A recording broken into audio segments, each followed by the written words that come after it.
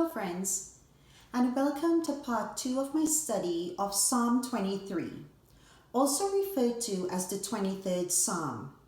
We begin today with a rereading of Psalm 23 from the New Revised Standard Version of the Bible.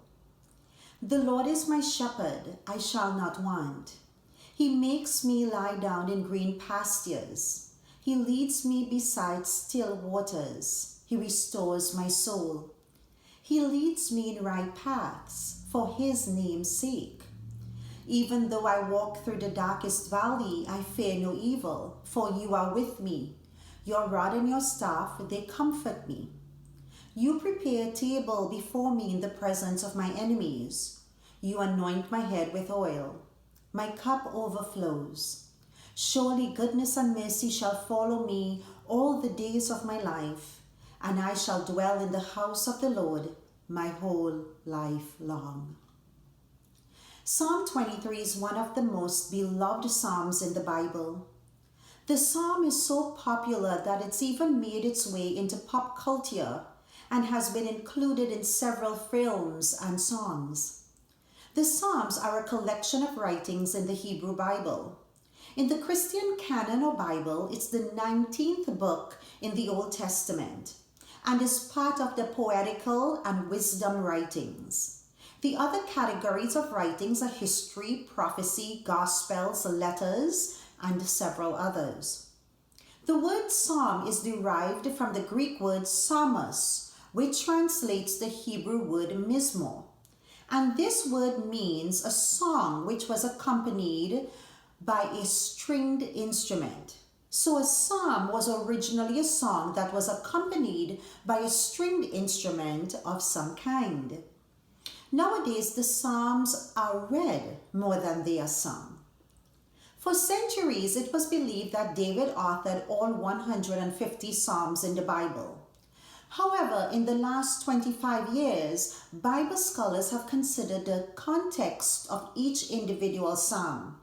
And now it is widely believed that through a gradual collection of individual psalms and groups of psalms, that they were probably written over centuries by different authors and were compiled into what we now know as the Book of Psalms. Psalm 23 uses the image of sheep and shepherd. But while churchgoers are familiar with this image, non-churchgoers may find that this image of sheep and shepherd are unrelatable. This is an image that's often used in the Bible because sheep and shepherding were how people made a living in the ancient world. The sheep were completely dependent on their shepherd. Subsequently, shepherds took care of the individual needs of each sheep, often sleeping out in the elements with their herd so that predators wouldn't kill their sheep. In part 1, I covered verse 1 through 3. So today I'm going to pick up from Psalm 23, verse 4. And it says, "Even though I walk through the darkest valley, I fear no evil. For you are with me. Your rod and your staff, they comfort me." Some of us might be more familiar with the line, "Even though I walk through the valley of the shadow of death."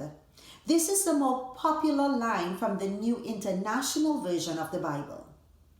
But darkest valley or deep darkness are usually synonymous with the shadow of death or death.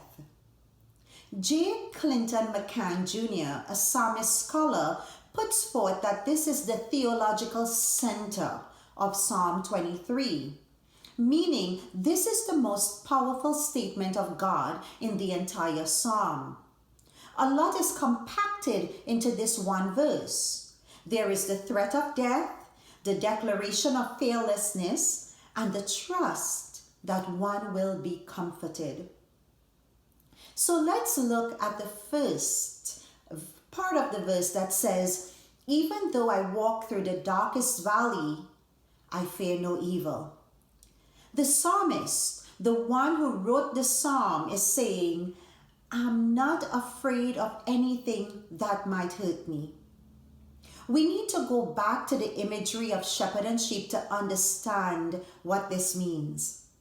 Even though the sheep might have to walk through valleys that may sometimes have predators lurking and waiting to pounce and devour them, the sheep are not afraid because the shepherd, who is their protector and their defender, is with them as their guide.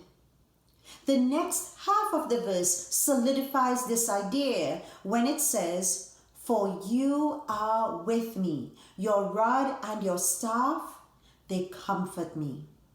You are with me. The shepherd is with his sheep. They are not alone. They don't face any danger alone. The author mentions rod and staff, and these are both shepherding tools. The staff was used to guide sheep across open fields and rocky hillsides. It helped them stay on track, and it kept the flock together. The rod isn't a long stick, as some might assume. It's actually the curly end of the staff. And the rod was used to pull sheep out of dangerous situations, like if it got caught in a thick bush or had fallen into deep water. As God's sheep, knowing that God is there to guide us, to help us stay on track, and to pull us out of sticky and dangerous situations, brings us immense comfort. And it reassures us that we are not alone. We now move on to verse 5, which says, "You prepare a table before me in the presence of my enemies. You anoint my head with oil. My cup overflows." So here it seems like we shifted from the image of sheep and shepherd to a dining room scene with a prepared table. God is now portrayed as a host who provides abundantly.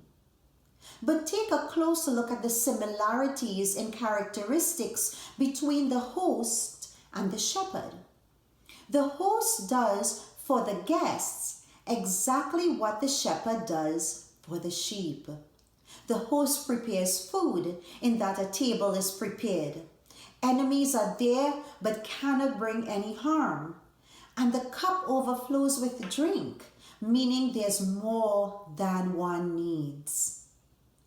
But what about the verse, "You anoint my head with oil," in the middle of a dinner scene? Well, we can't give up on the sheep image just yet. You see, to understand the term, "You anoint my head with oil," we need to understand more about sheep and shepherding. Sheep were not only vulnerable to predatory animals, they were also vulnerable to flies that like to lay eggs in their nostrils and torment the sheep, causing them to beat their head against a rock, sometimes to death.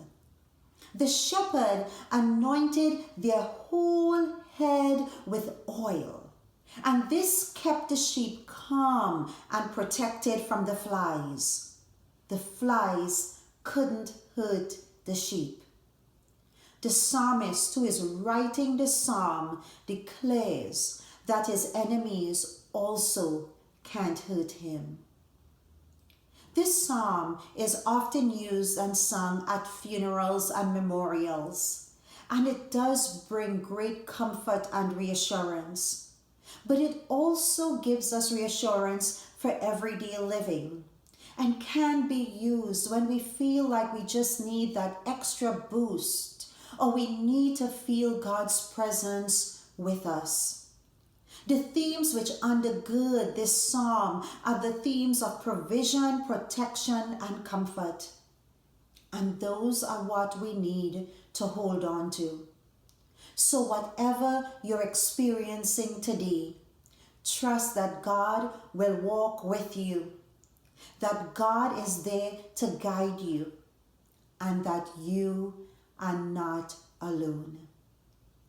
You have a great shepherd that's looking after you. The grass withers and the flower fades, but the word of the Lord abides forever. Join me again next week as we move on to part 3 of our study of Psalm 23. God bless. Have a great day and goodbye for now.